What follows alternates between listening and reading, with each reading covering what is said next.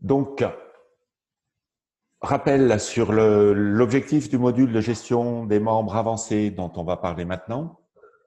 Je rappelle que c'est un module qui sera optionnel dans l'outil, donc il ne sera pas systématisé.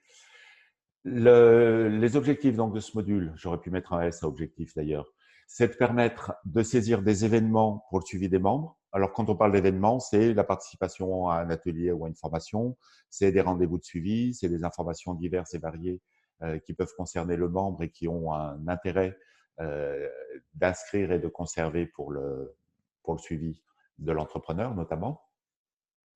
C'est également de permettre de saisir des informations relatives à un contrat et d'éditer ce contrat, de faire donc un système de publipostage d'après un modèle, ce qui veut dire qu'il y a forcément la saisie de données d'état civil, date de naissance et tout ce qui s'ensuit. C'est aussi permettre de renseigner des informations statistiques concernant l'entrepreneur et qui vont être paramétrables, personnalisables par chacune des structures en fonction de ses besoins. Et je pense notamment à tous les besoins qui sont relatifs à des financements publics et aux exigences que peuvent avoir les financeurs. Et on est donc obligé de… on ne peut pas imaginer quelque chose qui serait figé et déterminé pour tout le monde dans la mesure où chaque structure, chaque financeur va avoir des besoins particuliers, va avoir des catégories particulières et qu'il faut pouvoir répondre à tout ça. Et enfin, de filtrer, de trier la liste des membres, d'avoir des informations sur, à un moment donné, combien est-ce que j'ai de personnes en CAP, combien j'ai de personnes en CESA, etc., etc. Et puis donc, dans cette même logique, d'éditer des statistiques, là encore, qui sont souvent nécessaires et demandées par les financeurs, du type le nombre d'entrepreneurs sur une période en fonction de leur statut, le temps d'accompagnement qui a pu être réalisé, là encore, en fonction du statut, CAP ou CESA, en fonction d'une origine géographique, en fonction d'une situation personnelle à l'entrée, les demandeurs d'emploi longue durée, combien de temps est-ce qu'on a passé avec eux, etc., etc. Et également des statistiques qui pourront porter sur la réalisation économique de l'activité des membres, puisque comme tout sera dans la même base, on aura la possibilité de dire que le chiffre d'affaires cumulé du premier trimestre des entrepreneurs qui étaient en CAP à ce moment-là est de temps, il se répartit de telle façon, etc., etc. Donc voilà les grandes lignes. Je rappelle également que ce module donc, qui va être développé dans les applications de l'outil, comme toutes les autres, est destiné à prendre la place des formulaires Access qui sont utilisés par certaines structures aujourd'hui, lesquels formulaires Access sont accessibles uniquement depuis le bureau à distance TSE. Et en plus, sont de plus en plus obsolètes, de plus en plus difficiles à maintenir et que dans les enjeux de timing, c'est d'aller le plus vite possible pour pouvoir le plus vite possible supprimer Access. Voilà un petit peu les grandes lignes. Est-ce que déjà là-dessus, il y a des remarques ou des questions? Oui. Alors, enfin oui, après ça va sûrement venir en cours de présentation, mais du coup tu parlais des stats éco par catégorie CAP, etc. J'imagine qu'on aura aussi la possibilité d'avoir des stats par secteur d'activité, ancienneté. Enfin, on pourra recroiser toutes les données qu'on aura rentrées. Complètement. C'est-à-dire que le principe, c'est que toutes les données étant dans la base de données, on sait qu'on pourra les traiter, les croiser, etc. Ce qu'on ne sait pas encore, c'est qu'est-ce qu'on pourra vous donner facilement Ouais. pour que vous soyez autonome dessus. Oui. Qu'est-ce qui sera préparé pour qu'en un clic, vous ayez l'information. À quel moment est-ce qu'on dira on sort toutes les données à plat, vous les récupérez dans un Excel et ce sera à vous de faire les tableaux croisés, les graphiques, les machins qui vont bien.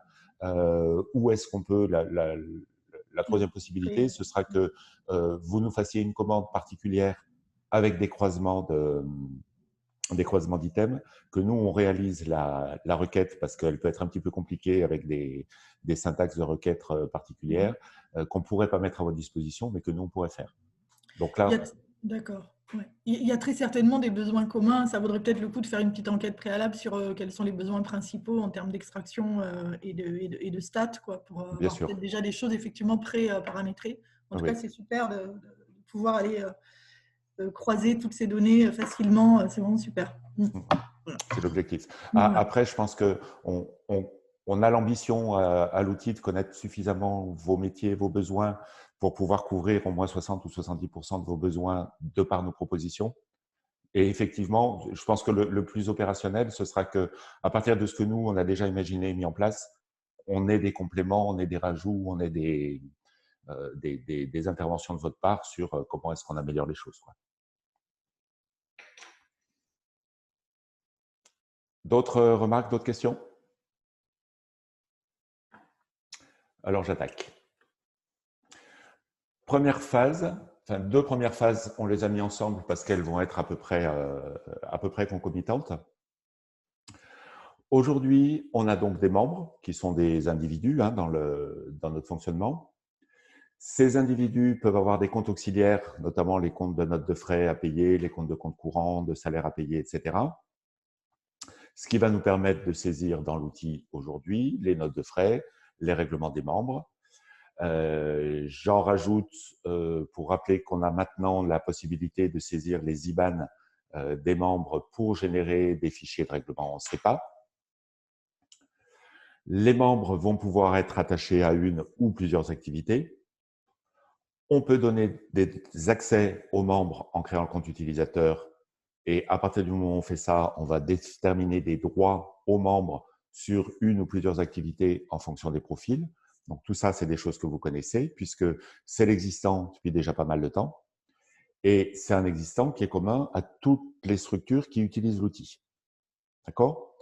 Et ce dont on va parler maintenant, c'est la partie du module gestion des membres avancés.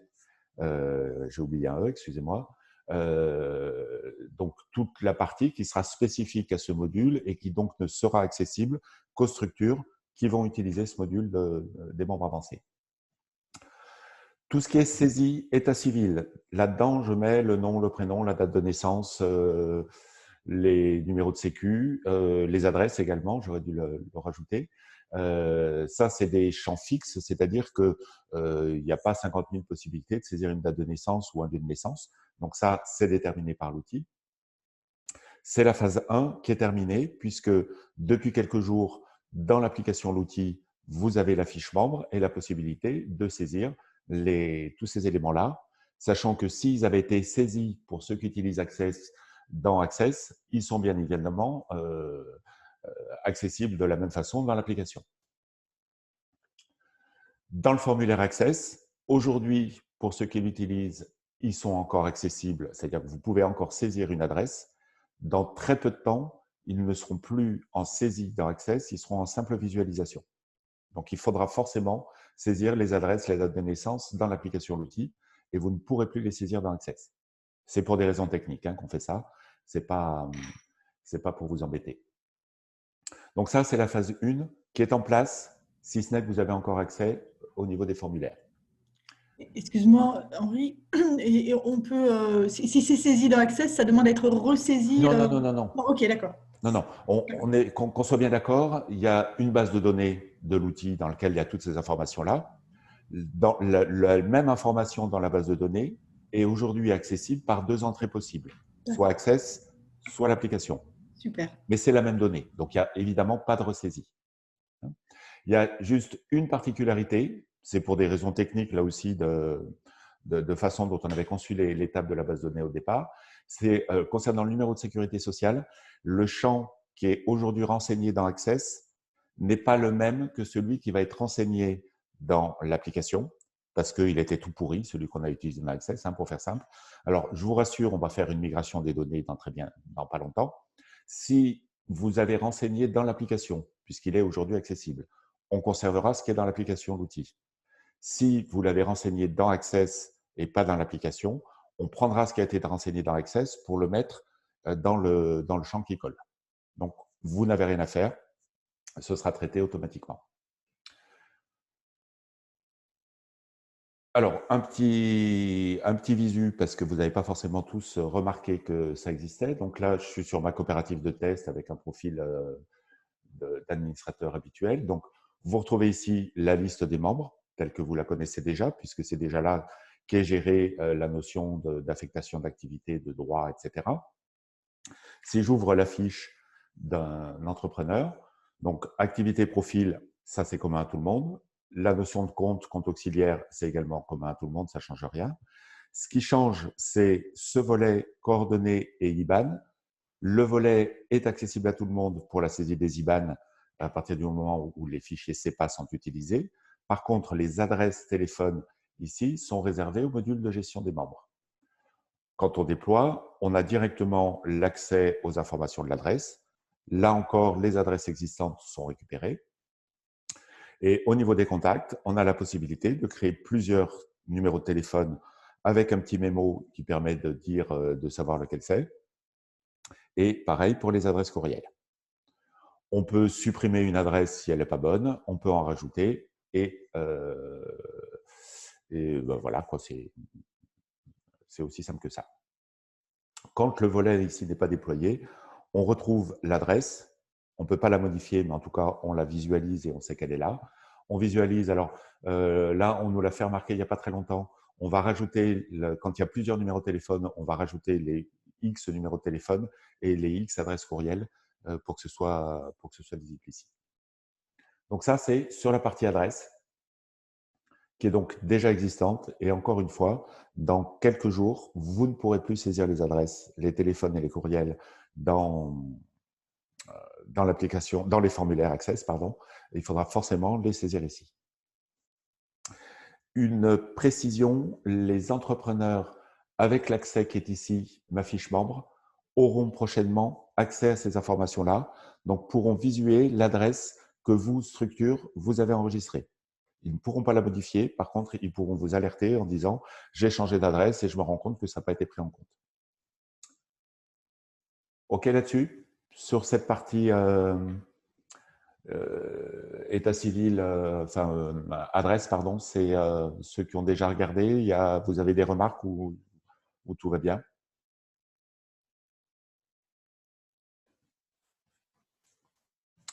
Tout va bien. On a également sur cette phase 1 un onglet qui s'appelle État civil et données administratives. Même logique, c'est des données qui sont aujourd'hui saisissables dans l'application ou dans Access. Date de naissance, lieu de naissance, pays de naissance, la nationalité, sachant qu'on a accès à la liste de toutes les nationalités existantes et que par défaut, quand on crée un nouvel utilisateur, c'est la nationalité française qui revient. Le nom de naissance, le numéro de sécurité sociale, donc avec la particularité que je disais tout à l'heure. Le numéro de matricule, on l'a retenu, ce champ-là, qui était utilisé dans les formulaires. Il n'est pas du tout obligatoire, il n'y a pas la petite astérisque. Ça peut servir pour ceux qui, notamment, veulent conserver le lien avec veulent avoir l'information, correspondante à l'information du logiciel de paye. Donc, c'est un champ qui était renseigné pour certains et qu'on a récupéré. Donc voilà, partie coordonnées et données administratives. Pardon. Donc cette phase 1, elle est pour nous terminée et bientôt elle sera la seule entrée possible. Deuxième phase, concernant les données statistiques, donc ce qu'on appelle données statistiques, c'est le statut à l'entrée, le niveau d'études, toutes ces choses-là. Aujourd'hui, dans l'existant, c'est des champs qui sont figés, c'est-à-dire qu'on a déterminé pour tout le monde un champ statut à l'entrée avec des items qui sont communs à tous les utilisateurs de l'outil. Dans ce qui va arriver, vous aurez la possibilité de les paramétrer et d'en faire absolument ce que vous voulez. Donc, si la catégorisation, par exemple, de statut à l'entrée telle qu'elle est aujourd'hui ne vous convient pas, ne vous suffit pas, est trop ou pas assez détaillée, vous allez pouvoir modifier tout ça. Je vous montrerai tout de suite après comment on fait. Donc ça, c'est la phase 2 qui est en cours, qui est déjà plutôt bien avancée. Dans un premier temps, on va déterminer alors pardon, je suis en train de me... Oui, c'est ça. Techniquement, on va le revoir tout de suite. Techniquement, ces paramétrages vont se faire par ce qu'on va appeler des propriétés membres qui vont ressembler aux propriétés d'activité que vous connaissez déjà. Et dans un premier temps, on va récupérer les données existantes et on a donc, nous, défini des propriétés de type qu'on va répliquer sur tous les dossiers des structures qui utilisent aujourd'hui Access. Et une fois que cette migration sera effectuée, vous pourrez en faire ce que vous voulez. D'accord? Alors, on va s'arrêter un petit moment pour voir comment ça fonctionne sur mon exemple. Hop. Dans ma fiche membre, j'ai rajouté ici 3 onglets. Un onglet complément administratif, dans lequel j'ai la possibilité de saisir des petites notes.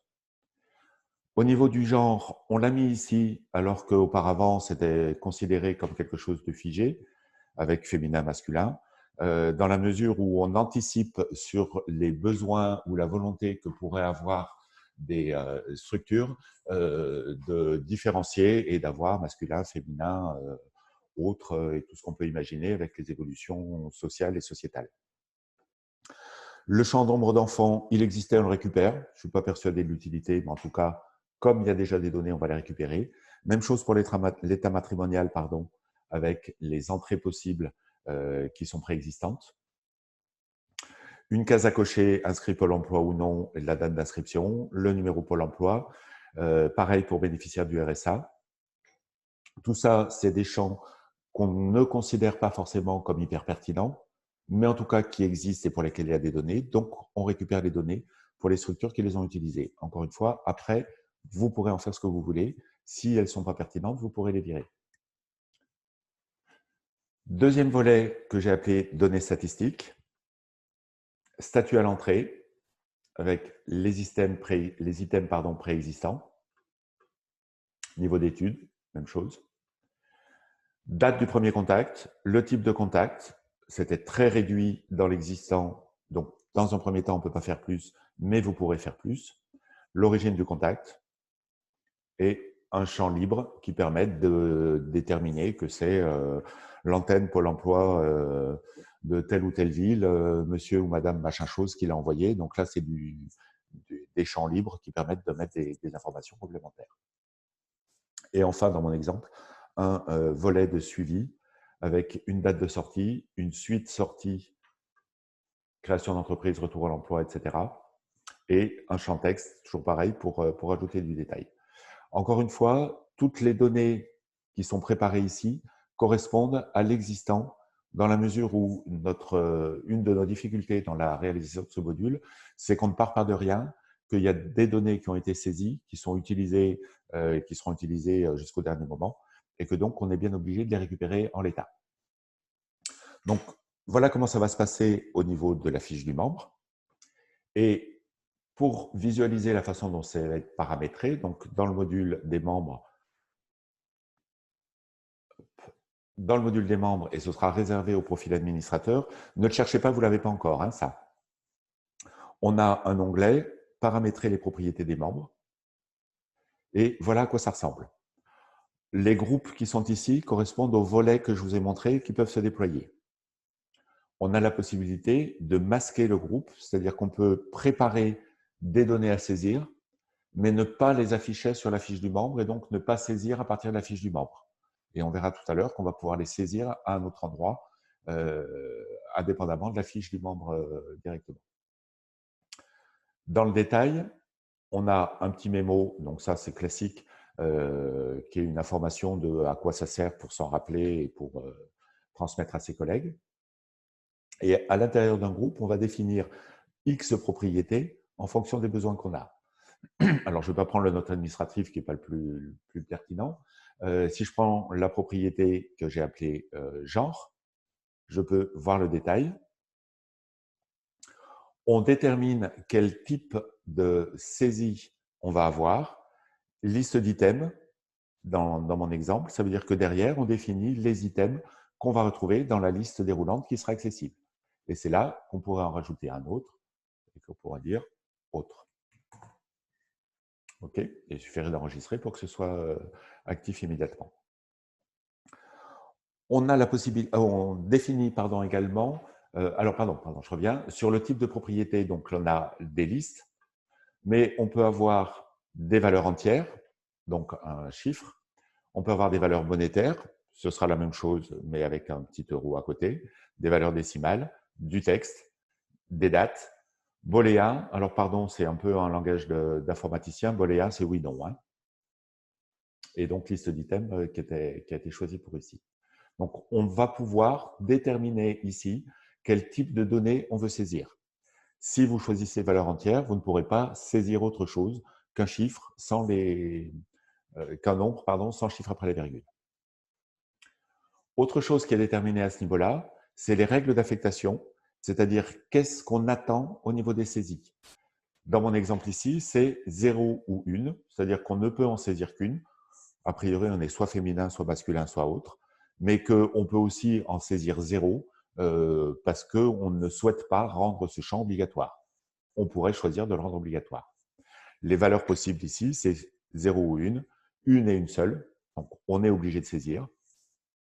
Au moins une, mais on peut en avoir x, et 0n, on peut en avoir 0 ou on peut en avoir n. C'est-à-dire que tout ce fonctionnement-là, alors qu'il peut paraître un petit peu ardu pour rentrer dedans, va permettre de répondre à tous les besoins qu'on peut avoir sur les types de données à saisir au niveau de ces paramétrages.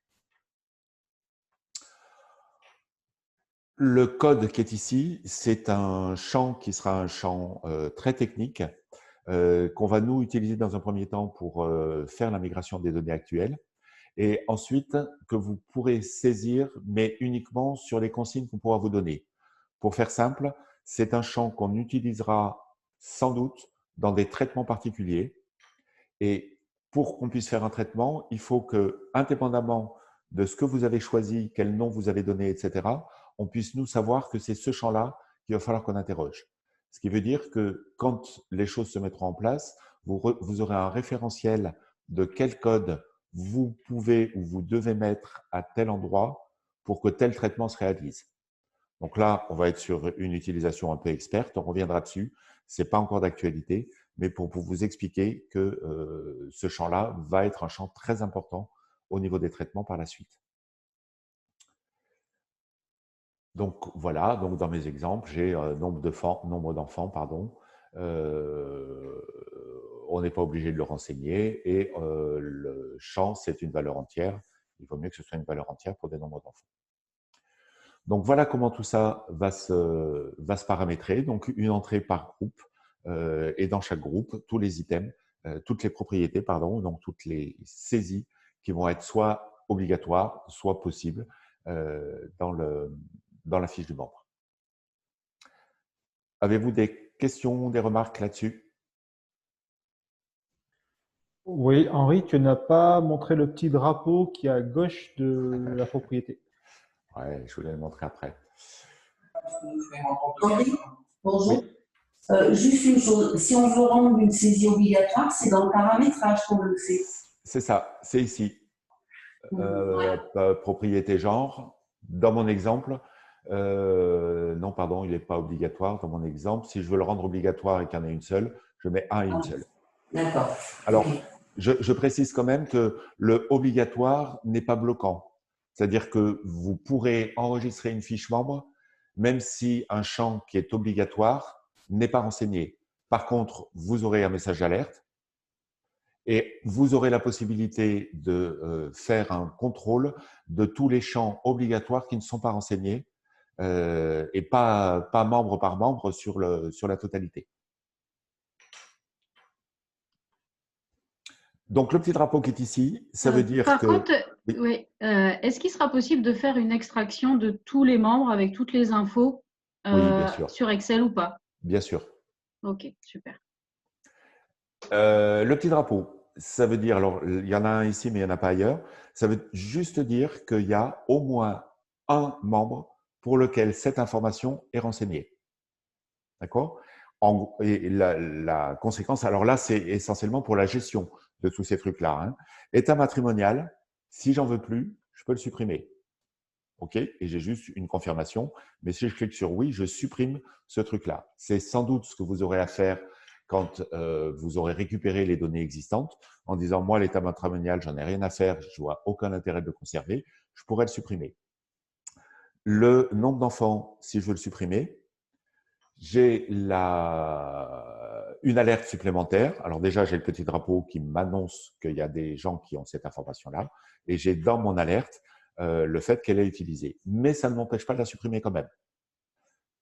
Concrètement, vous allez récupérer des infos. Si vous aviez renseigné le nombre d'enfants dans Access pour ceux qui l'utilisaient, vous allez récupérer cette info.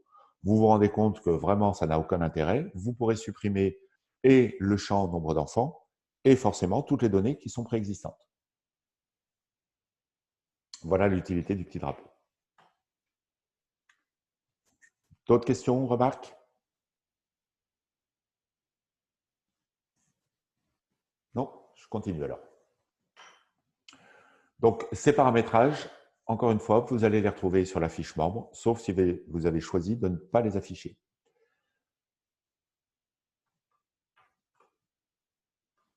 Autre élément possible, vous pouvez affecter des propriétés aux membres. C'est-à-dire que soit on rentre par la fiche du membre, et c'est ce qui se passera en général, vous avez un nouvel entrepreneur qui arrive, vous renseignez sa fiche et vous renseignez les éléments au fur et à mesure, mais vous aurez aussi la possibilité de faire des renseignements par lot. Alors, je ne vais pas rentrer dans le détail maintenant parce qu'on prendra ça quand ce sera opérationnel. Mais d'une part, on peut faire des recherches en disant, par exemple, nombre d'enfants, qui est-ce qui est affecté, recherche. J'ai récupéré, pourquoi il y a un petit drapeau? Parce que pour Lydie Amer, on a renseigné qu'elle avait 0 enfant. D'accord? Donc, on a déjà cette entrée en disant par propriété avec des systèmes de recherche qui est affecté ou qui a une valeur est égale à 0. Je vais retrouver du coup la même chose. J'ai bien Lydie Amer. Je pourrais dire combien j'ai d'entrepreneurs qui ont 2 enfants, par exemple. Donc, c'est déjà une entrée, une possibilité en termes de traitement de récupération de données. Même si, encore une fois, vous aurez la possibilité de les récupérer dans Excel ou dans des rapports de gestion avec toutes ces informations-là. Vous avez aussi la possibilité d'affecter, faut que j'enlève ça. Alors, j'enlève tout, voilà. Vous avez la possibilité de faire des affectations en lot. Pardon, il faut que je coche des gens. J'ai donc identifié 3 personnes. Je décide de leur affecter dans les notes administratives un petit test. J'enregistre. Mes 3 ici ont l'information que j'ai saisie dans le champ mémo. Si je retourne voir Lydie Amer, complément administratif, test en lot, c'est ici. Donc, soit on a une entrée par membre, soit on a une entrée en série. Ça ressemble, pour ceux qui les utilisent, aux propriétés d'activité. On est resté sur la même logique de paramétrage et d'utilisation. Des questions là-dessus? Non? Tout bien?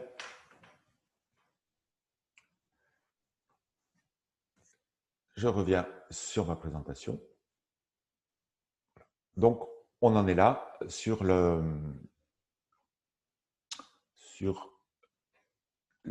deuxième étape. Alors, oui, il y a une question, non? Oui, Henri, juste une précision. Quand on supprime donc une propriété d'activité, on n'a pas de retour possible. Non. Voilà, on perd l'information, donc du coup. Oui, on perd l'information. C'est clair. Il y a un message d'alerte. On pourra en mettre 2, mais s'il y en a 2 et qu'on est prêt à faire une bêtise, il y a des chances que de toute façon on fasse la bêtise. Donc, à la limite, si on a fait un enregistrement de son fichier sur Excel, on garde trace des données avant de supprimer. Ouais. Oui, c'est possible. Tout est possible. On peut les imprimer en papier aussi ou les recopier à la main.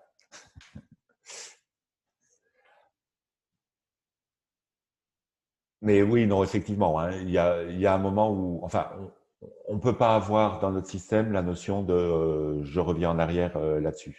C'est effectivement pas possible. Qu'est-ce que ça donne pour ceux qui les utilisent sur les formulaires Access, quand on en sera donc à cette étape. Hein. Dans l'application fiche membre, saisie des données état civil, des données administratives. Dans Access, en visualisation seule. Dans Access, on continuera à saisir les événements, on continuera à saisir et à éditer les contrats. Donc, on sera sur cette phase-là.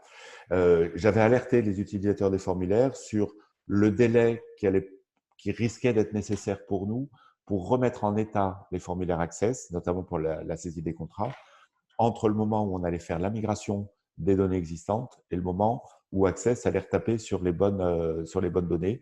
On a bien entendu que l'hypothèse de faire ça sur une semaine était juste insoutenable pour les uns et les autres. On va donc faire le maximum pour que ce ne soit pas plus de 24 heures. Normalement, on devrait y arriver. On va s'arranger pour que que l'interruption de l'utilisation d'Access soit vraiment la plus courte possible. Et très probablement, on fera ça un vendredi pour avoir le temps de se retourner si on a un problème à ce moment-là. Donc, dans Access, événements et contrats, encore à ce niveau-là, pardon. Et voilà. Des questions? Pas de questions. Merci. Phase 3. Pardon, j'ai une question. Oui. Moi, on n'utilise pas encore ces Audacio hein, de Ouais. La Rochelle. J'ai une question par rapport à la partie justement CAP et tout ce qui est partie activité là, qui est actuellement sur Access. Est-ce qu'il est probable qu'il y ait une projection plus tard dans l'outil? Actuellement, on n'utilise pas Access et on voulait savoir si ce serait une étape de développement future que… Oui, tout à fait. D'accord, ok. Tout à fait, c'est ce qu'on va voir maintenant. Hein. D'accord, pardon.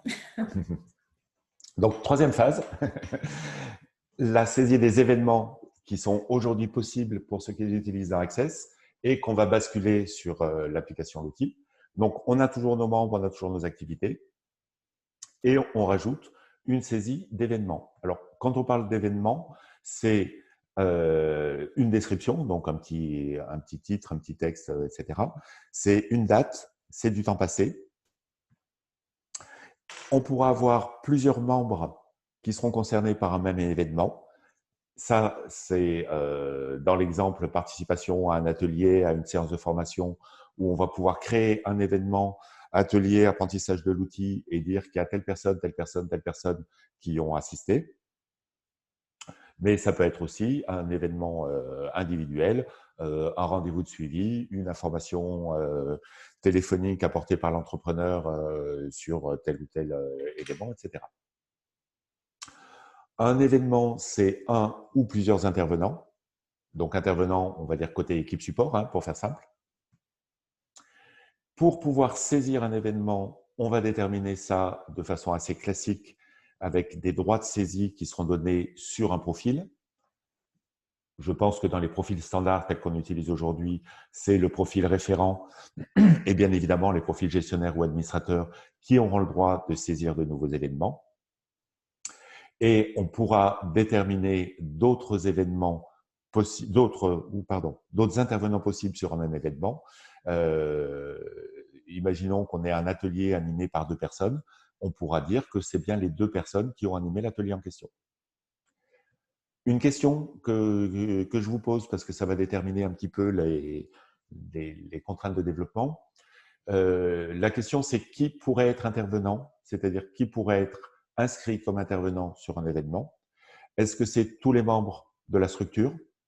Je pense notamment aux structures pour lesquelles des entrepreneurs animent des ateliers, par exemple. Ils ne sont pas membres de l'équipe support. Ils n'ont pas la possibilité de saisir l'événement en tant que tel. Par contre, on pourrait les saisir pour eux et dire que c'est eux qui ont animé cet atelier.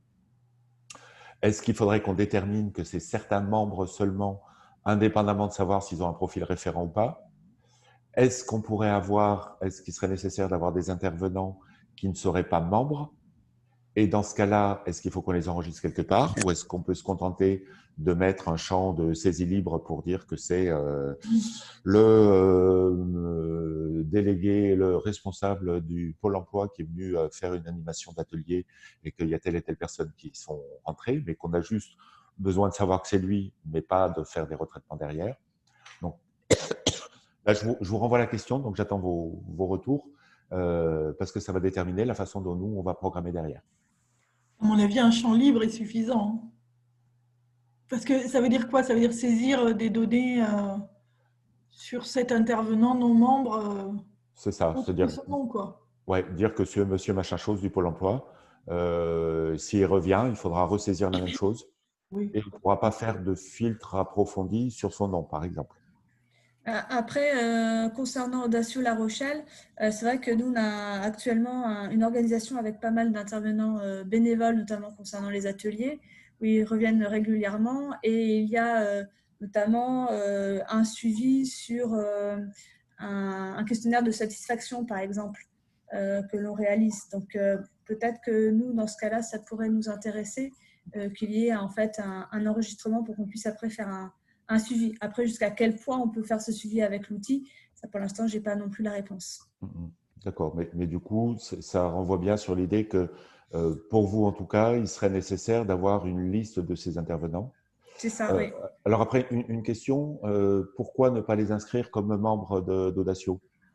Quand je dis membres, ça ne veut pas dire forcément qu'ils ont une activité, ça ne veut pas dire forcément qu'ils ont un accès utilisateur à l'outil. Et oui, dans les relations entre ce membre et Audacio, c'est intervenant extérieur, par exemple, ou bénévole. Oui, bah dans ce cas-là, il faut voir au niveau du profil, de quel profil on peut appliquer sur les membres, tout à fait. Oui. OK. Donc, ça pourrait être une solution pour Oui.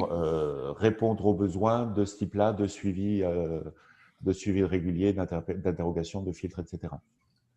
Moi, j'ai une autre question, c'est est-ce qu'on pourra, enfin j'ai cru comprendre ça dans ce que tu disais, ce serait vraiment chouette, saisir un événement, partir de l'événement, c'est-à-dire saisir un événement et l'affecter à plusieurs membres. Oui, complètement. Parce qu'aujourd'hui, il faut ressaisir l'événement membre par membre, quoi. Oui, c'est ça. Ouais. Là encore, on aura deux entrées. Soit on partira de la fiche membre et on ira pour ce membre, il se passe quelque chose. Ouais. Je pense que ce n'est pas le cas essentiellement pour les rendez-vous de suivi. Vous aurez la possibilité de dire, je crée un événement, et ce sera notamment le cas pour les ateliers, et je vais dans la liste des membres, je coche celui-là, celui-là, celui-là, celui-là, et ils seront automatiquement rattachés à cet événement. Super. Est-ce que tu nous feras passer le support? Parce que je note plein de choses, mais… Oui. Super. Bon, bah, pas besoin alors. D'autres questions, d'autres réponses là par rapport à notre interpellation sur les intervenants? Non, c'est bon. Bon, on est dans le même cas que chez Créalide. Hein. On a besoin que tous les membres puissent être intervenants, voire des membres extérieurs. C'est que pour nous, mais ça s'entend. Oui, attention, parce que là, il y a donc, c'est Jérémy, hein, c'est ça, pour Créalide? Oui, c'était ça. Oui. Ouais, ok. Non, vas-y, Jérémy. Non, je crois qu'il a fini. Et puis, voilà, j'ai fini, vous pouvez y aller. Merci. Désolé. Joël? Non, vas-y. Je voulais savoir si les membres ils vont pouvoir justement voir s'ils ont des événements ou pas, ou si c'est simplement interne. Oui, alors c'est une bonne question. J'aurais peut-être oublié d'en parler. Aujourd'hui, et c'est une ébauche, tous les membres ont accès à ma fiche membre. D'accord ? Dans laquelle on retrouve ces informations. Alors là, c'est un peu particulier parce que déjà, on n'a pas complètement tout verrouillé et c'est un utilisateur administrateur donc qui voit tout. L'entrepreneur aura accès aux informations qui ont été saisies pour lui, aura accès aux entretiens, aux événements et notamment les entretiens qui auront été saisis. On est là dans une logique de transparence et d'accès aux données. Un message pour dire qu'il y a un événement ou ça sera lui d'aller regarder régulièrement? Alors, Dans la conception sur laquelle on travaille en tout cas aujourd'hui, événement, ça veut dire il s'est passé quelque chose et on l'inscrit parce qu'on a besoin de conserver l'information pour du suivi, pour des stats ou que sais-je. D'accord. C'est vraiment les deux exemples les plus évidents qui, je pense, vont faire 95% des événements saisis, c'est les rendez-vous de suivi individuels et la participation à des ateliers ou à des formations. Ok. D'accord ? Donc, on n'est pas dans une logique de dire, c'est pas par ce biais-là qu'on va informer l'entrepreneur de quelque chose. On lui donne accès à un historique et à une transparence de ce qui a été saisi pour lui. D'accord, merci.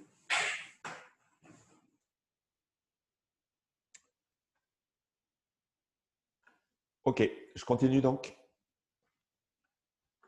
Sur les événements, vous allez pouvoir paramétrer des types d'événements, c'est-à-dire qu'en gros, quand on créera un événement, on ira rechercher à quoi est-ce qu'il correspond.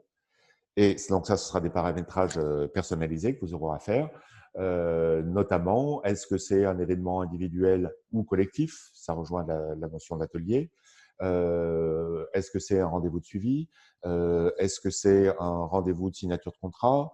Est-ce que c'est un point sur l'activité? Donc là, ça renvoie directement à vos pratiques, à vos métiers, à vos process, sachant que l'intérêt de caractériser un type d'événement, c'est que derrière, vous allez pouvoir facilement faire des requêtes et des recherches en disant, par exemple, je veux uniquement les rendez-vous de suivi ou je veux uniquement les rendez-vous de suivi, mais qui concernent le développement de l'activité. C'est-à-dire que derrière, on aura tous ces tris possibles et donc c'est nécessaire de pouvoir paramétrer, faire ces paramétrages au niveau du type d'événement.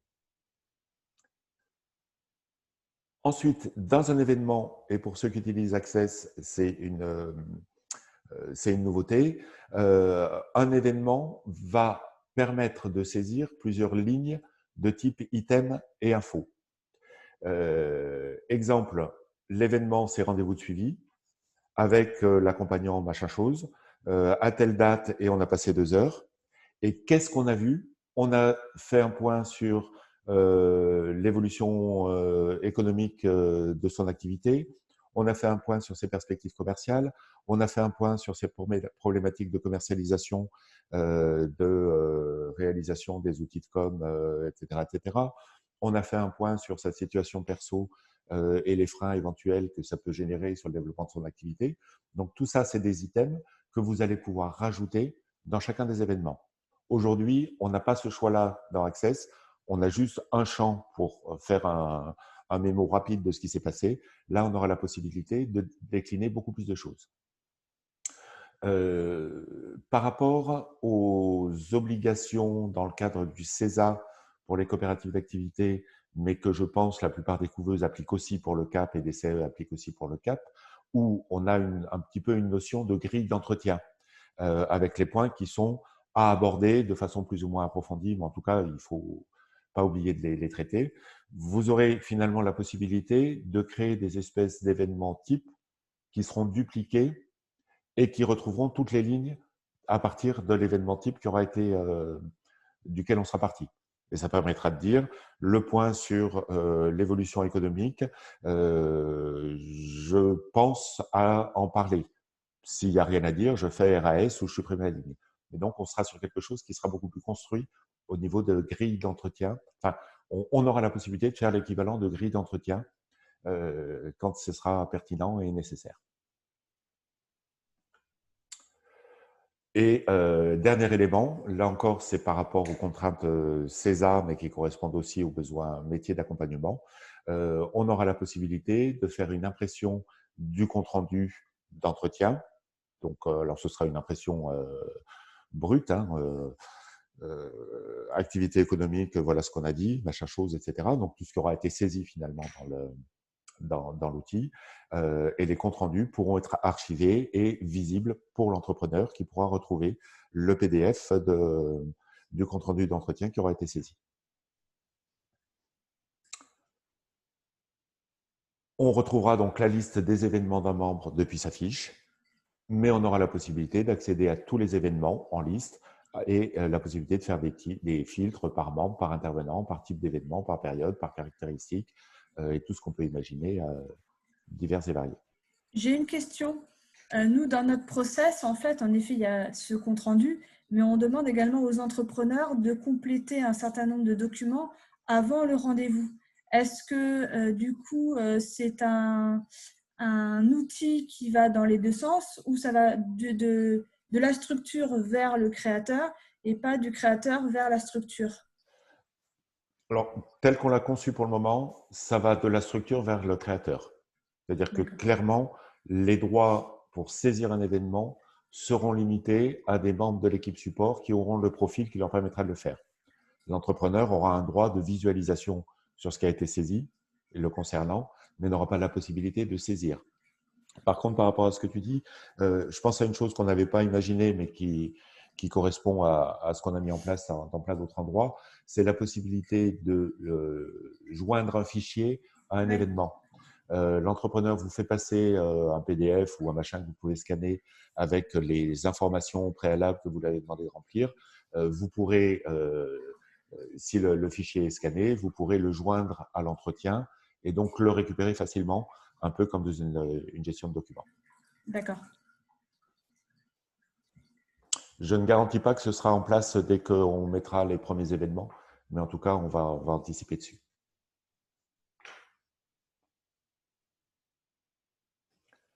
D'autres besoins, idées, questions sur la partie événements?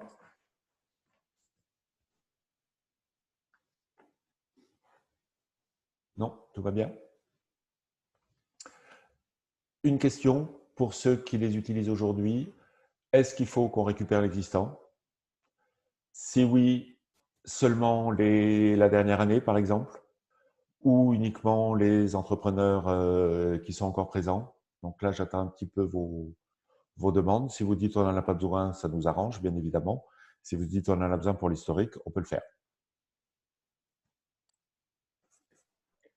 Par rapport à nos financeurs qui nous demandent justement de présenter les événements qu'on a réalisés pendant les années, les appels à projets maintenant se font 3 ans. Donc, ce serait bien d'avoir 3 ans d'antériorité. D'accord. Et si je dis à l'inverse, si plus de 3 ans, on pourrait les supprimer. Oui, enfin, c'est mon avis. Oui, oui, oui. Les conventions de subventions régionales, je sais pas. Nous, c'est pareil, on aurait besoin certainement de plusieurs années, en tout cas par rapport aux stats qui sont reportés sur plusieurs années. Ouais, ok. Bon, j'ai compris. Par contre, les entrepreneurs qui sont partis? Ah oui, parce que s'ils ont été comptabilisés comme… S'ils sont partis dans l'année, sur la période pour laquelle on a besoin des stats, il faut qu'ils rentrent dedans quand même. Ok, donc on conserve tout. Bah, ouais. Ça marche. Alors, j'anticipe sur une question qu'on verra après, sur la conservation des données par rapport à la RGPD. Ce ne sera pas dans la première livraison du module, mais on est obligé de commencer à anticiper là-dessus. Ce sont des données personnelles qu'on ne peut pas garder ad vitam aeternam. Et il y aura forcément des suppressions qu'on automatisera, avec des paramètres qui seront réglables, mais réglables dans certaines limites. Je crois, si ma mémoire est bonne, si on fait un comparatif avec les données, les informations, pardon, et notamment les informations disciplinaires des salariés, je crois qu'on ne peut pas les garder plus de 3 ans, si je ne me trompe pas, et c'est interdit de les garder plus de 3 ans. Que ce que définit la RGPD, c'est que si on les garde plus que ce que la règle détermine, il faut qu'on puisse expliquer et prouver pourquoi on les garde plus longtemps. Je donne un exemple. Vous parliez de financement notamment tout à l'heure, et je pense au financement européen, où la même Europe qui a défini la RGPD en disant au bout de 3 ans, les informations personnelles doivent être supprimées, vont exiger de votre part de conserver ces mêmes informations personnelles pendant 10 ans. Donc, on est sur cette problématique-là qu'il faudra qu'on traite. Pardon. Mais en tout cas, ce qui est sûr, c'est qu'on va mettre en place des systèmes de purge qui correspondront à des paramètres possibles, mais avec probablement justification de pourquoi est-ce qu'on décide de conserver les informations sur plus longtemps que ce qui est a priori nécessaire.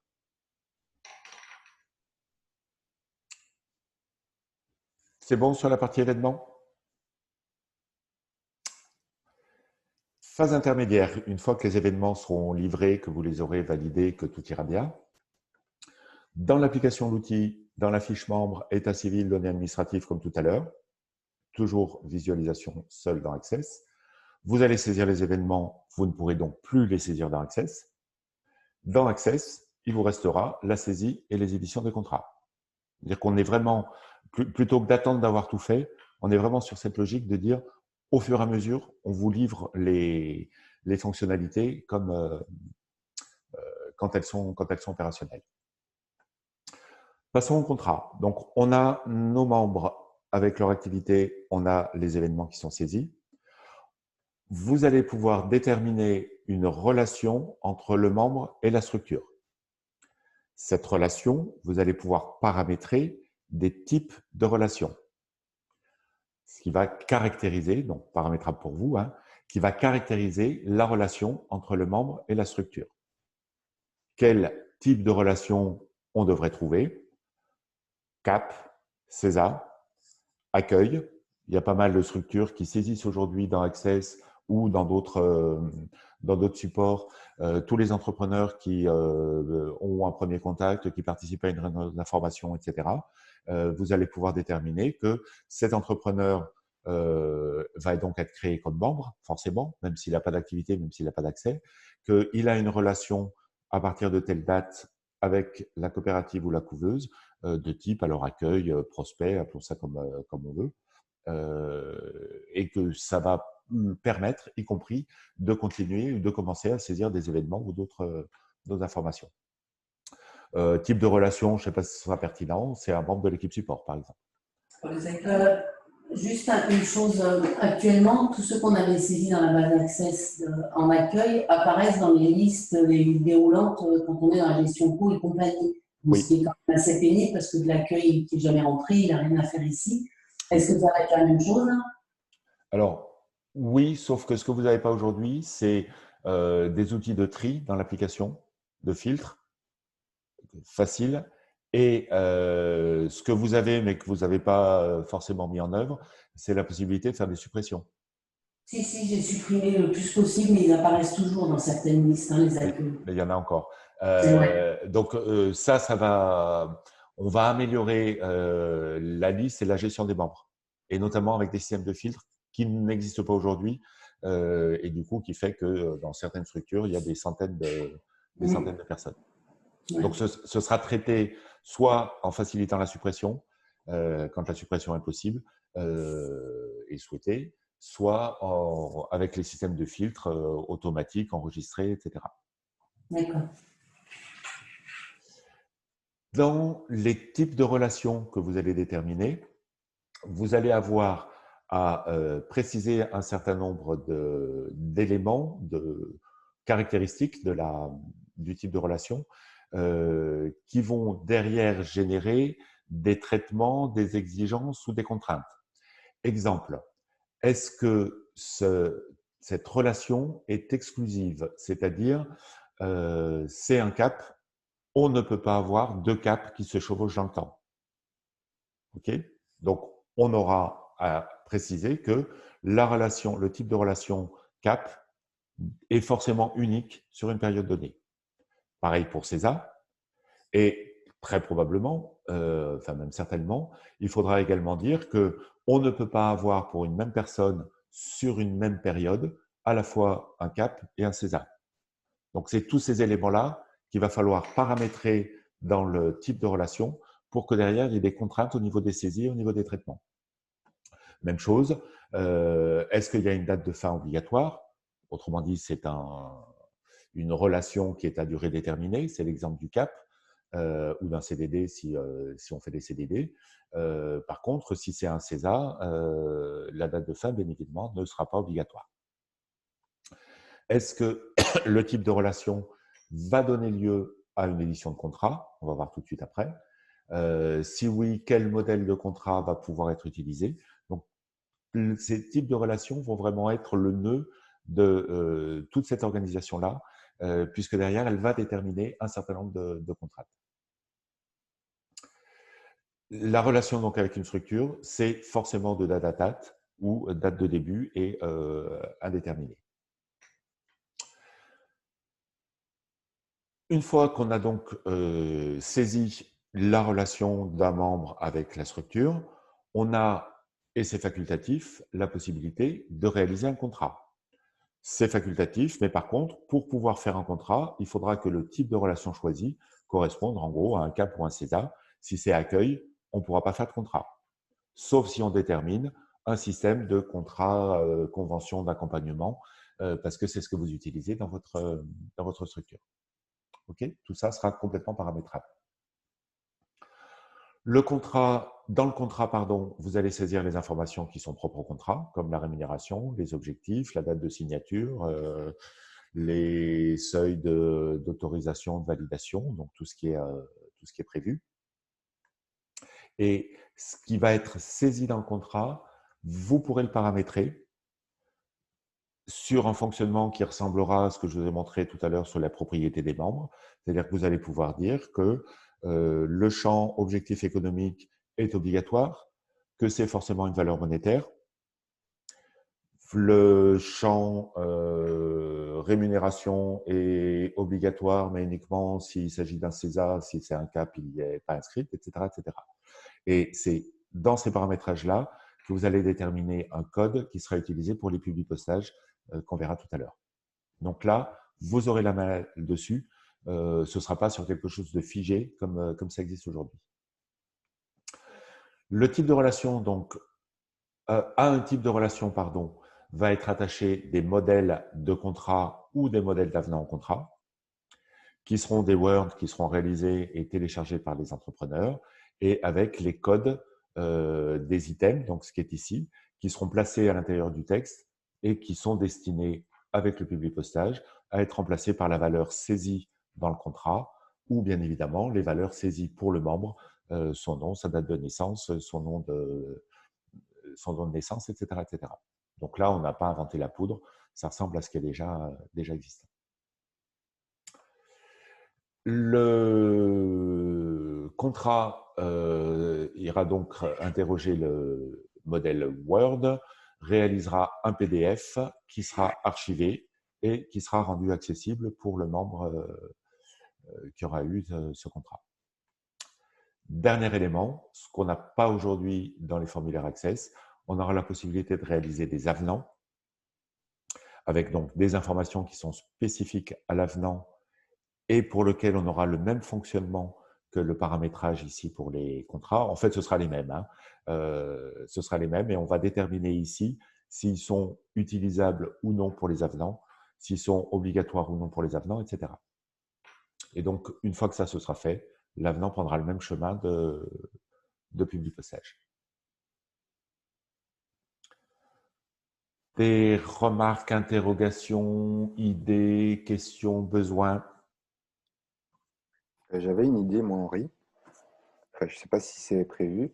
Dans les types de relations, est-ce que vous avez prévu de lier ça avec les bons d'échange internes des conventions? Pas du tout, non. Non, voilà, parce qu'on a beaucoup de relations en interne avec les entrepreneurs et à chaque fois, on génère une convention. Et je me suis dit que ce serait pas mal de le générer comme les contrats, quoi. Ah, d'accord. Ok, j'ai compris. Ouais. Alors, les relations qui sont ici sont les relations entre un membre et la structure. Ce que tu évoques, c'est des relations entre X membres de la structure. Oui. Donc, ça ne veut pas dire que c'est idiot, loin de là, puisqu'on l'avait même envisagé dans la première base de données, mais on ne l'avait pas concrétisé ensuite. Mais c'est un autre chantier, quoi, en fait. Ok, pas de problème. Moi, j'ai une question sur les avenants. Du coup, si on prépare les avenants à ce stade-là, je suppose qu'on pourra aussi extraire les listes d'avenants du mois pour les transmettre à la compta pour la paye. Ce n'est pas encore prévu. Ok. Ce n'est pas encore prévu, sachant que là, tu parles d'avenants. mais suivant le fonctionnement des structures, c'est pas forcément des avenants. C'est-à-dire qu'en fait, la question, c'est les éléments variables de la paye Oui. Donc là, qui passent ou pas par un avenant. Oui. Mais je pense au CESA notamment, où la part variable peut être récurrente ou peut être complètement modifiée. Pour le moment, en tout cas, on l'a pas du tout intégré dans ce projet-là. D'accord. Sachant que au stade où on en est aujourd'hui, c'est reprendre ce qui est dans Access aujourd'hui, les fonctionnalités qui sont dans Access et les transposer dans l'application en mieux forcément parce que ça peut pas être pire. Mais par contre, on n'a pas prévu encore de rajouter des fonctionnalités. Après, on pourra extraire les contrats comme on peut faire aujourd'hui, enfin extraire des listes de contrats. Donc a priori, si sur les contrats et les avenants, ça devrait se voir dans cette extraction. Oui, alors ce que vous aurez, c'est les informations qui sont saisies dans le contrat ou dans l'avenant. Je pense notamment à la part fixe pour les CESA. Ouais. Celle-là, vous l'aurez forcément. Par contre, si vous n'avez pas saisi de part variable, et ce n'est pas au niveau du contrat qu'on peut le saisir, sauf éventuellement dans certains fonctionnements, la notion de part variable régulière qui peut donner lieu à un avenant, où ça pourrait aussi être récupéré. Je pensais à un avenant sur la part fixe, qui peuvent être des choses qui arrivent aussi. Ah oui, alors l'avenant sur la part fixe, vous l'aurez forcément. Ok, donc on pourra l'extraire et le transmettre. Tout à fait. Super. J'ai une question. Dans le cadre de la gestion des contrats, est-ce qu'il est possible de mettre un système de numérisation de la signature, comme ça se fait de plus en plus aujourd'hui? Je pense notamment après, derrière, pour des questions d'archivage et autres par rapport au contrat. Alors, en informatique, tout est possible. La question, c'est le temps et le coût. Et on sait très bien, parce que tu poses la question pour les contrats, mais on a la même question pour les notes de frais ou pour d'autres éléments. On sait très bien qu'il faudra qu'on y arrive, mais c'est là encore un chantier hyper compliqué. D'accord. Donc, ce ne sera pas pour tout de suite. OK. La seule chose qu'on pourra archiver, c'est le PDF tel qu'il a été publié, enfin posté plutôt, et éventuellement un scan signé, mais ça rajoute du traitement manuel qui sera pas forcément nécessaire. OK.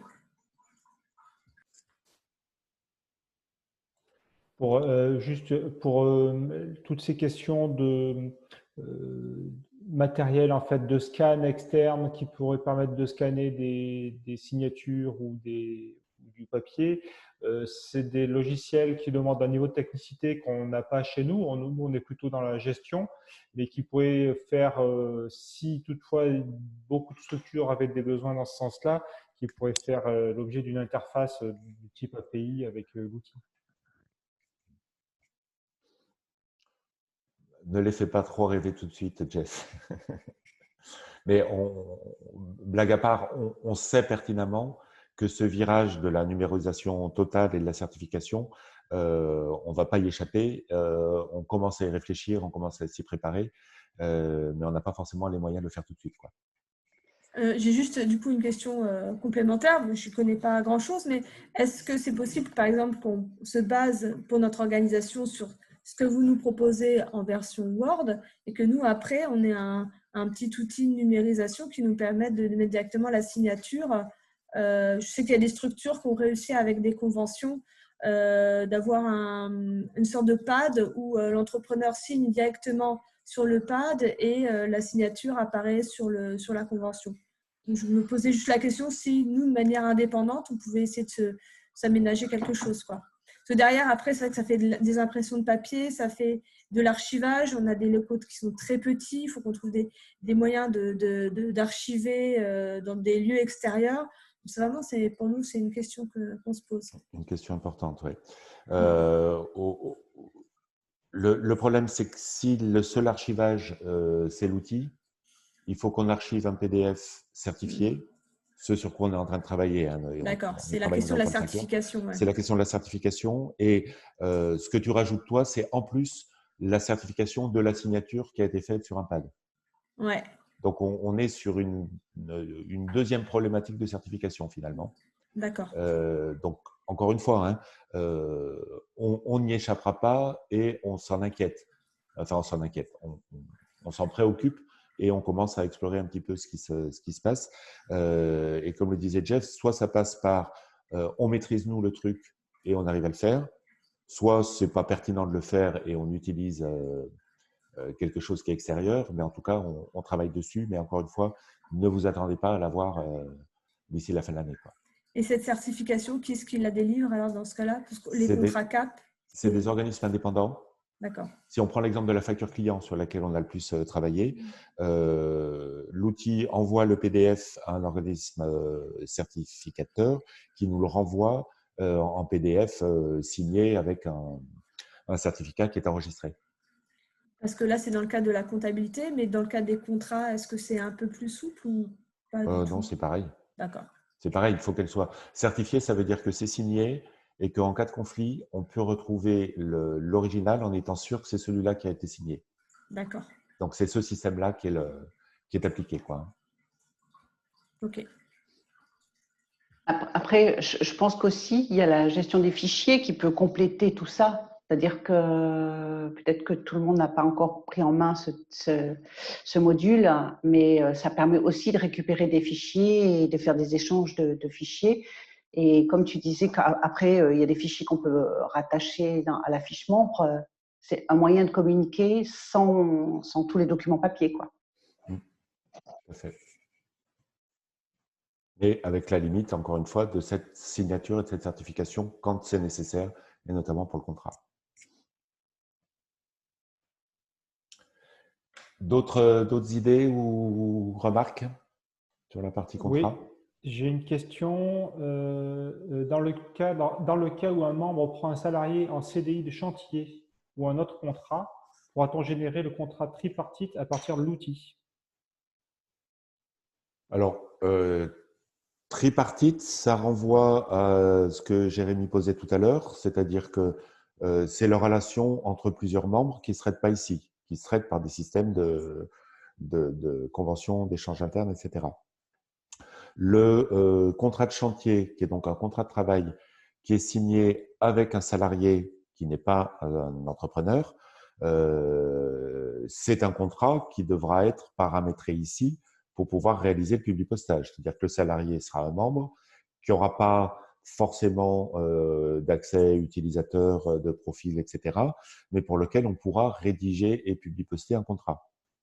Par contre, le contrat reste un contrat entre la coopérative et le salarié en question, dans lequel il peut y avoir des notions de responsabilité hiérarchique qui sont inscrites comme un élément du contrat, mais on n'est pas sur un contrat tripartite.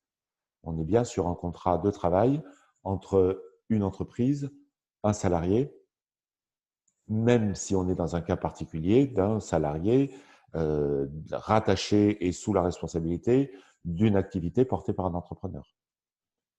Je ne sais pas si je me suis bien fait comprendre là-dessus. Je ne suis pas sûr non plus d'avoir bien compris.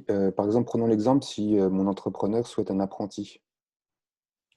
C'est ça. Ouais, L'apprenti sera un membre, oui, d'accord, pour lequel on saisira toutes les données d'état civil, etc. sans accès à l'outil. Dans l'outil. Mais on ne lui donne pas d'accès à l'outil, tout à fait. Dans les types de relations, vous aurez à paramétrer un contrat d'apprentissage ici, avec les particularités de ce contrat, avec le ou les modèles qui correspondront à ce contrat, et vous éditerez son contrat d'apprentissage. D'accord. D'accord? Mais le fait que, en tant qu'apprenti, il est rattaché à l'activité de tel entrepreneur, ce sera traduit ici, notamment pour, si jamais il y a des notes de frais et pour que l'analytique de son salaire tombe bien dessus. Mais par contre, le contrat reste un contrat entre Créalib et l'apprenti, indépendamment, encore une fois, de la responsabilité hiérarchique qui est posée, de la responsabilité de tuteur et de tout ce qui s'ensuit. C'est bien ça, oui. Ok, j'ai compris. Merci. Merci.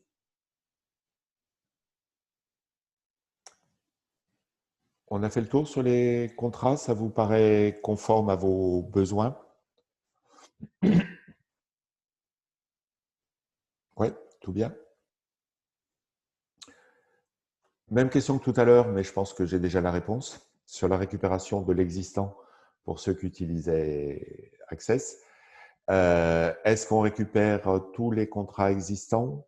Uniquement les dates, c'est-à-dire qu'on peut dire que on crée une relation de type CAP entre un membre et la structure en prenant les dates début et de fin, mais sans pour autant récupérer toutes les données qui avaient été saisies dans les contrats.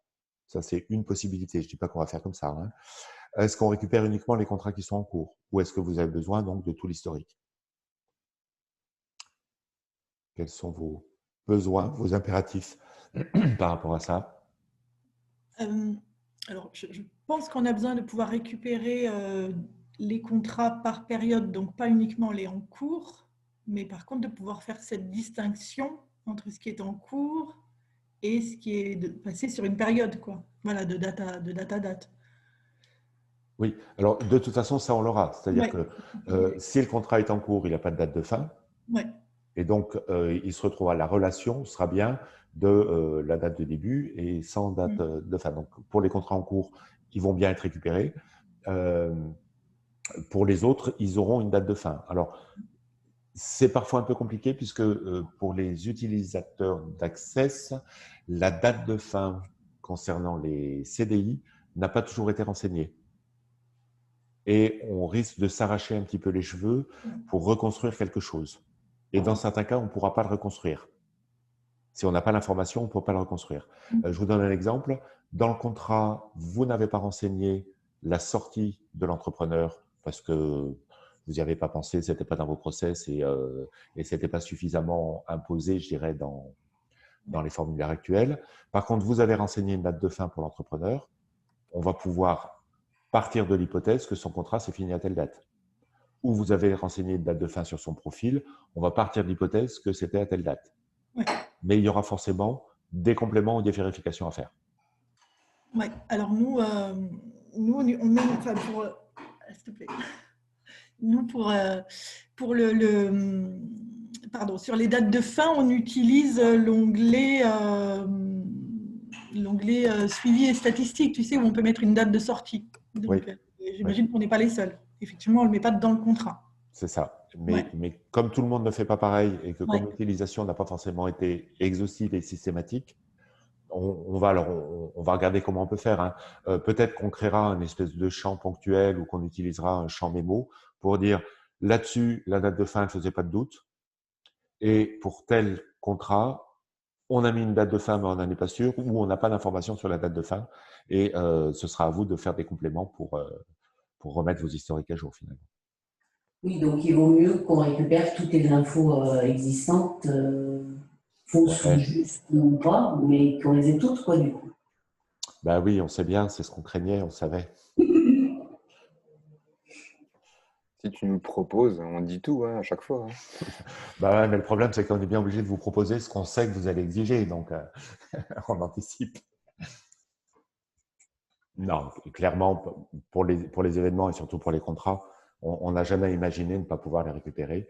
Par contre, c'est sûr qu'on va galérer, hein, puisque l'architecture de la base de données sera complètement différente et qu'il va falloir qu'on trouve comment reprendre les infos et pour les remettre dans le bon truc. Donc, il est possible qu'il y ait quelques petites ratées, c'est-à-dire que des choses que vous auriez saisies dans un contrat, dans Access, ne puissent pas être récupérées dans les futurs contrats intégralement. Et on va voir comment on traite. Oui, pardon. Quand tu dis toutes les informations, c'est-à-dire, parce que moi je pense à une information importante, par exemple dans les CESA, c'est la date de candidature au sociétariat. Ça pourrait être chouette de pouvoir avoir un filtre sur cette date quand on fait nos points sur voilà, où on en est les candidatures, pour pouvoir trier sur là-dessus. Mais après, toutes les informations, c'est quoi les autres informations? Parce que tout ce qui est état civil et tout ça, on l'a par ailleurs. Alors, état civil, on l'a par ailleurs. Non, je pense aux informations qui ont été saisies au moment de la réalisation du contrat, comme les objectifs économiques, comme comment s'appelle, le champ d'activité. Il y en a qui ont écrit sur des champs mémo des délégations ou des choses de ce type-là. Ouais. C'est là-dessus où on risque de s'arracher un petit peu les cheveux pour savoir les données existantes et comment est-ce qu'on les transpose pour qu'elles soient utilisables dans la nouvelle application. C'est vrai que de savoir, d'avoir l'activité et notamment toute la partie un peu précision sur l'activité, sur ce que l'entrepreneur peut faire et ne pas faire, ça peut être utile aussi. Tout à fait. Après, on pourra peut-être aussi contourner les choses en disant, dans les nouveaux contrats, on crée un champ de type informations diverses qui ne serait pas destiné à être sur une publication, mais dans lequel, au pire, si on n'arrive pas à faire autrement, on met toutes les informations des contrats actuels pour que vous les ayez en visualisation, même si elles ne correspondent pas à un champ utilisable. Mais qu'au moins, vous ne perdiez pas l'info.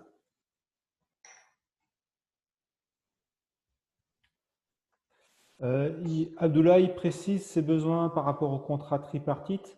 En fait, il dit que le lien, typiquement pour un apprenti, le lien est bien entre la coopérative et l'apprenti, mais il veut mettre sur le contrat le nom du membre à qui le salarié est affecté. D'accord. Je pense que ça devra être mis dans un champ texte, dans un champ libre, qui, quelque part dans le contrat, vont être situés au niveau de vous exercerez votre activité sous la responsabilité de. Alors, ça répond peut-être pas complètement, mais rajouter la possibilité d'aller chercher un membre existant en filtrant en plus sur les membres à qui on donnerait le droit d'avoir des apprentis, ça va être une vraie complexité technique pour nous, pour une utilisation, je pense, assez marginale. Vous ne devez pas faire 50 contrats d'apprentissage dans l'année, quoi, même si je sais que vous avez beaucoup de volume. Abdou, ça te convient ma réponse ou pas du tout?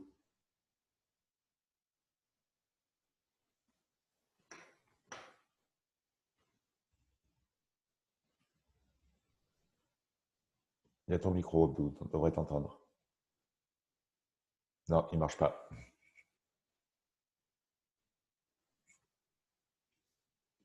Et il dit qu'il a un problème de micro. Bon. Écoute, on enregistre le questionnement et puis on va voir, on reviendra vers toi éventuellement. Je ne pense pas qu'il y en ait beaucoup d'autres ou alors de façon très, très ponctuelle qui sont concernés par ça.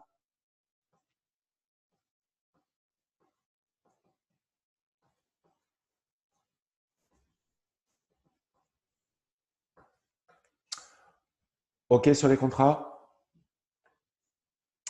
Phase intermédiaire à ce stade-là, utilisation des formulaires Access. Donc, dans l'application l'outil, état civil, données administratives, saisie des événements, maintenant saisie et édition des contrats. Donc, dans Access, plus rien et adieu Access. Et je ne vous raconte pas comme ça va nous faire plaisir. Phase 5. Alors, phase 5, mais qui sera finalement anticipée avec les mises en place progressives qui seront faites en parallèle. On a donc le membre, l'activité, des événements, les relations avec la structure, les contrats. On a saisi des données statistiques pour le membre. On pourra croiser tout ça pour sortir des stats en récupérant au niveau de l'activité les données économiques.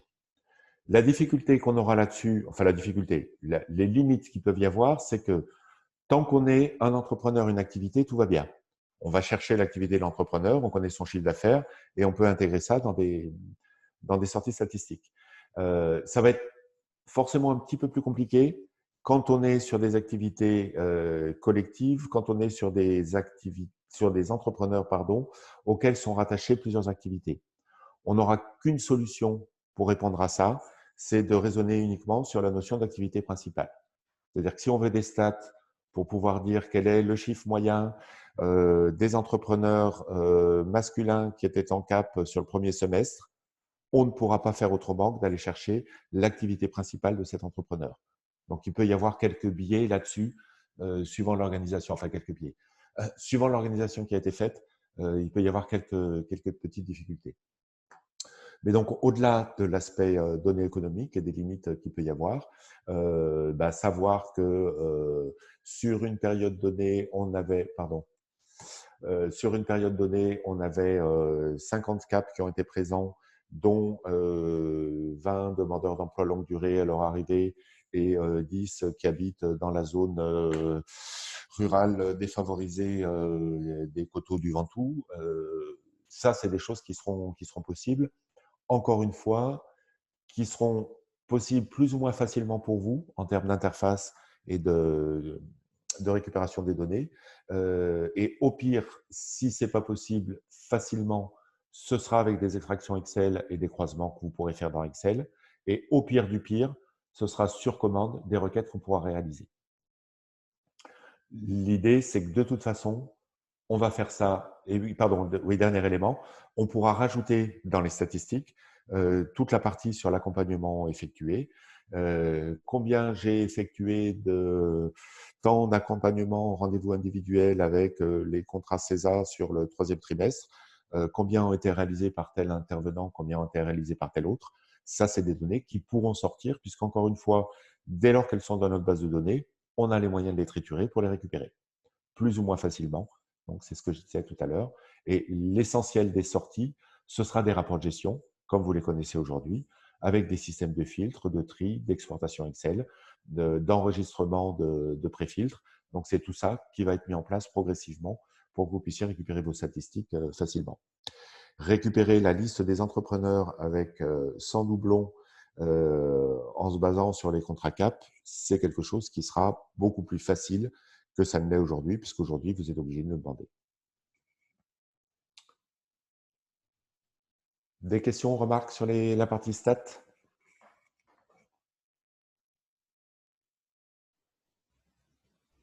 Non, c'est bon. Alors, quelques illustrations, juste des choses auxquelles j'ai pensé qui pouvaient être intéressantes à rajouter comme info. Sur les besoins de statistiques, vous aurez donc une liberté complète des paramétrages par propriété des membres, c'est ce que je vous ai montré en début. Et ce sera attribuable soit dans la fiche membre, soit en lot. Donc ça, je vous l'ai déjà montré, mais c'est vrai que c'est important parce que du coup, vous voyez le niveau de latitude que vous allez pouvoir avoir. Par contre, ça veut dire qu'il va falloir très sérieusement réfléchir malgré tout avant de partir bille en tête sur une architecture d'une complexité telle que jamais vous pourrez suivre les saisies et qu'au final, ça ne vous servira à rien. Donc, il faudra quand même que vous preniez le temps de vous poser pour savoir quelles sont les bonnes propriétés à mettre en place par rapport aux besoins que vous avez.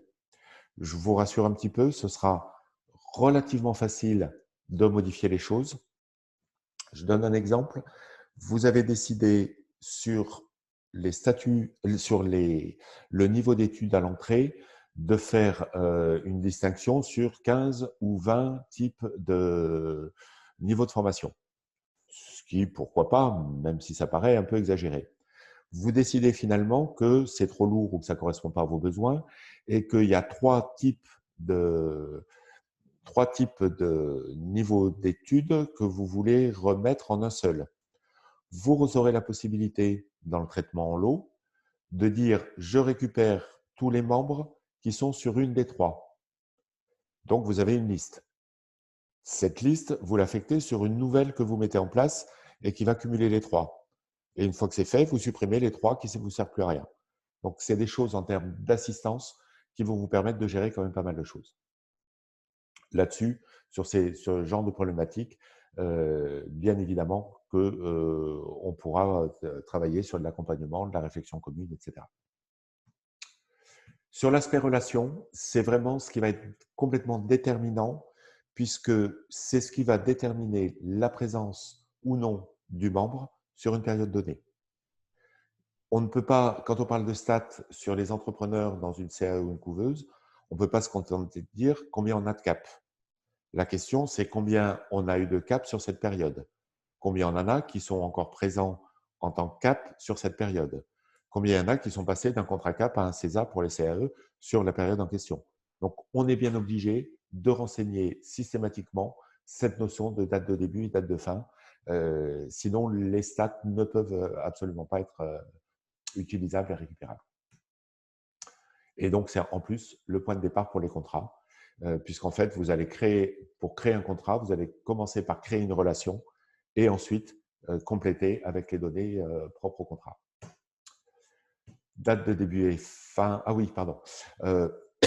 Aujourd'hui, dans Access, vous avez un champ date de début, un champ date de fin qui sont indépendants des dates de contrat, des dates de profil et de toute autre date.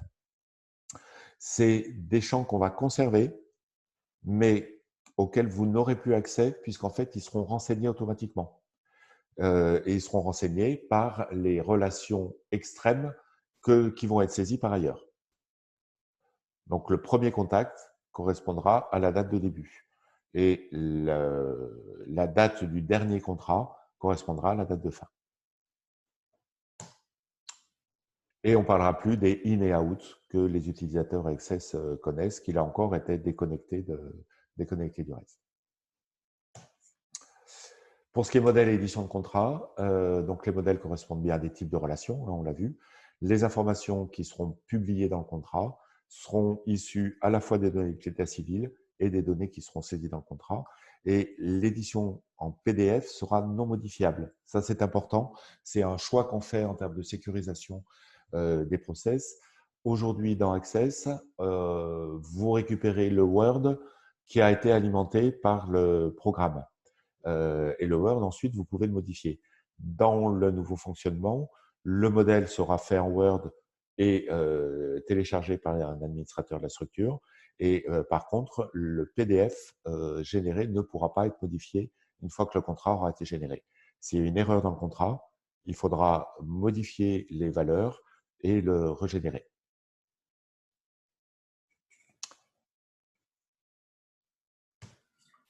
J'ai une question, c'est par rapport aux dates de contrat. Est-ce qu'il y aurait un système d'alerte nous prévenant la date de fin de contrat? Alors oui, c'est vrai que j'ai complètement oublié d'en parler aujourd'hui. On va reprendre un système de date d'échéance pour les membres, donc qui sera ou pas lié au contrat. On va voir comment on peut le mettre en place. Mais en tout cas, l'idée, c'est que dans la liste des membres et en tête de fiche du membre, vous puissiez savoir quelle est l'échéance qui sera respectée et probablement les échéances à respecter. Tout à l'heure, on parlait de l'échéance en CAE pour devenir associé. Et c'est un élément stratégique fondamental en termes de suivi. C'est quelque chose que vous allez récupérer, que vous allez retrouver et qui sera sur lequel il pourra y avoir des filtres. Et même chose pour le cap fini à telle date, avec une anticipation donc sur le fait qu'il va falloir le réaliser. Ok.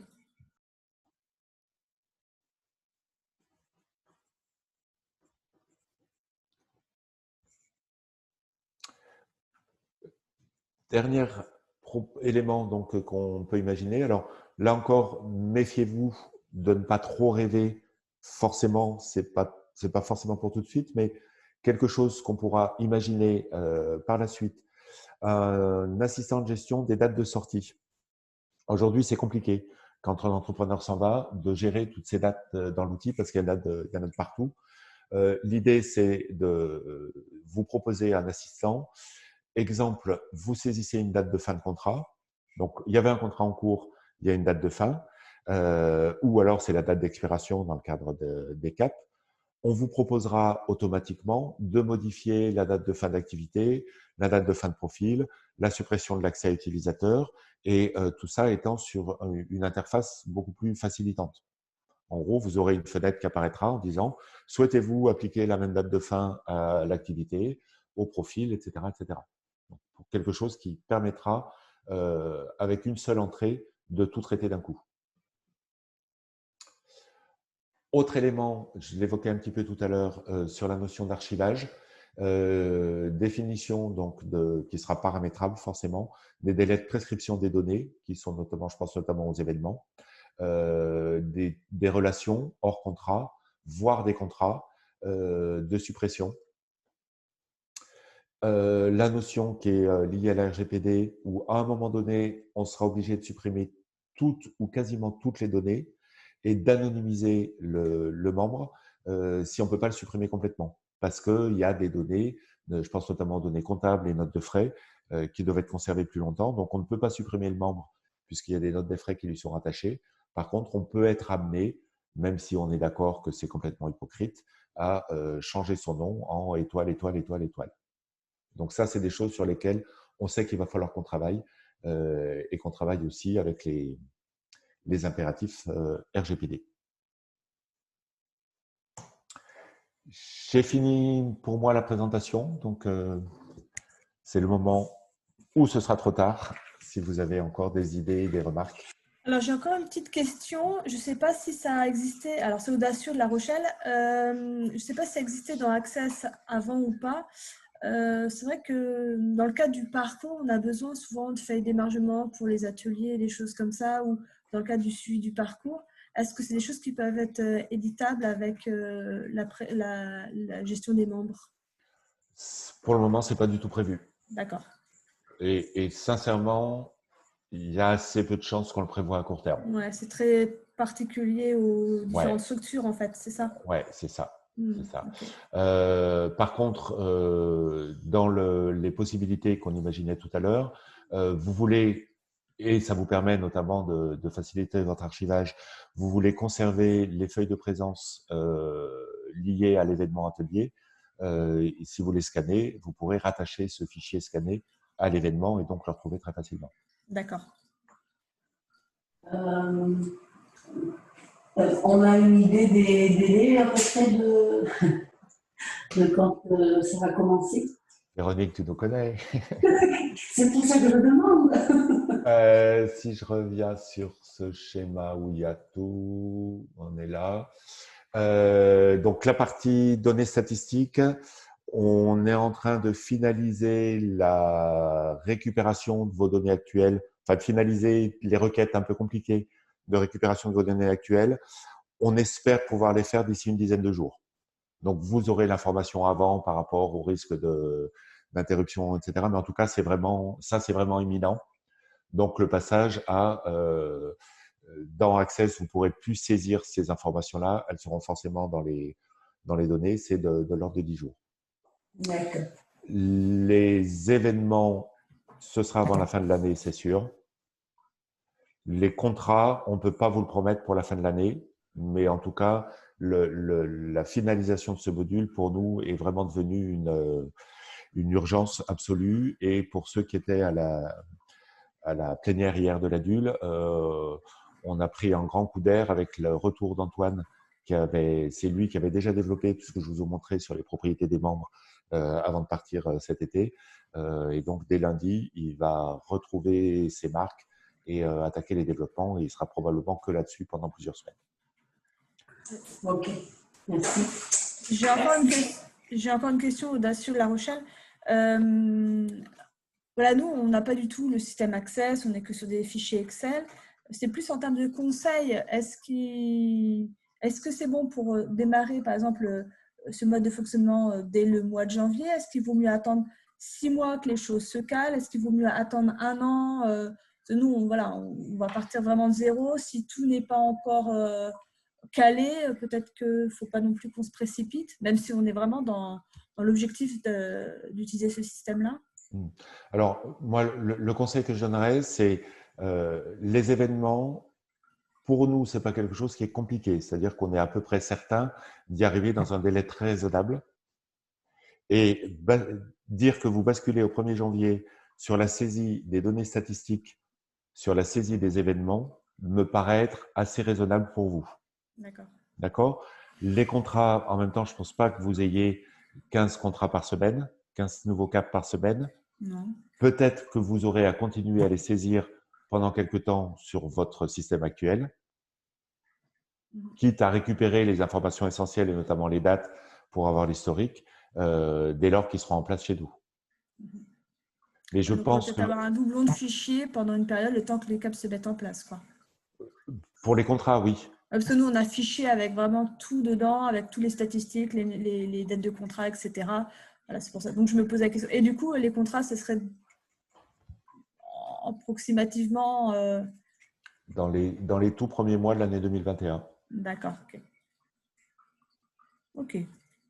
Vous savez que j'aime pas hein, donner des… Oui, non, mais voilà, des un échéances. trimestre, je suis sur des trimestres ou des semestres là. Hein. Voilà, Je suis pas dans la semaine, dans le jour. D'accord. Dans le Ok. courant du premier trimestre de l'année prochaine, les contrats seront très certainement en place, corrigés, débuggés, complétés et complètement opérationnels.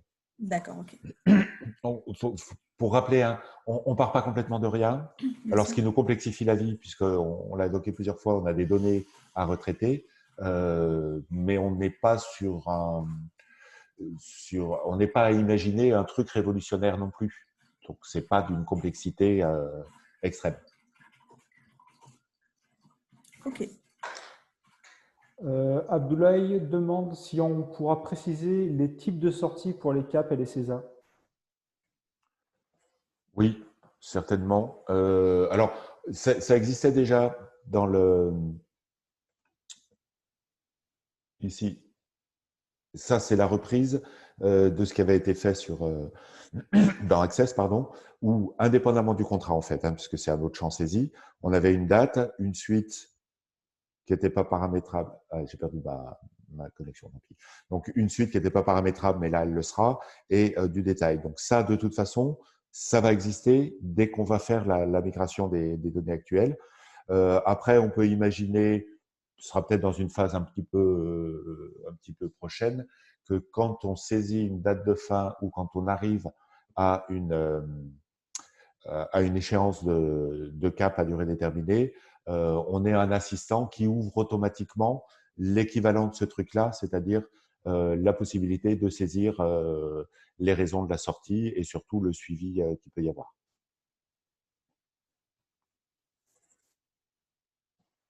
En tout cas, je note qu'il faut sans doute qu'on muscle un petit peu cet aspect de saisie des sorties. Parce que j'y pense en même temps que je parle. Je pense que vous devez avoir aussi, dans certains cas, les besoins à 1 an, à 2 ans, à 3 ans, où en est la personne pour laquelle il y a eu des financements et que peut-être qu'il va falloir qu'on développe ce genre de choses à moyen terme.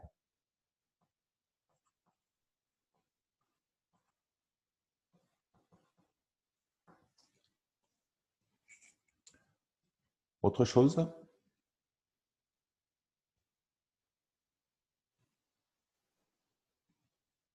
Non, tout va bien. Eh bien, écoutez, grand merci pour votre participation. On vous tiendra de toute façon informé le plus vite possible au fur et à mesure que les échéances se préciseront. Je pense que je reprends cet exemple de paramétrage des propriétés où encore une fois, ça va être un petit peu… falloir rentrer dedans, quoi. Quand ce sera en place, on proposera très certainement un atelier visio pour qu'il puisse y avoir une réflexion commune, que vous puissiez tester en même temps. Donc voilà un peu comment on va essayer d'avancer et en faisant au mieux pour que l'interruption d'accès soit la plus courte possible. On a entendu le message. Merci tout le monde. À très bientôt. Merci beaucoup. Merci à tous. Merci. Merci, bonne journée.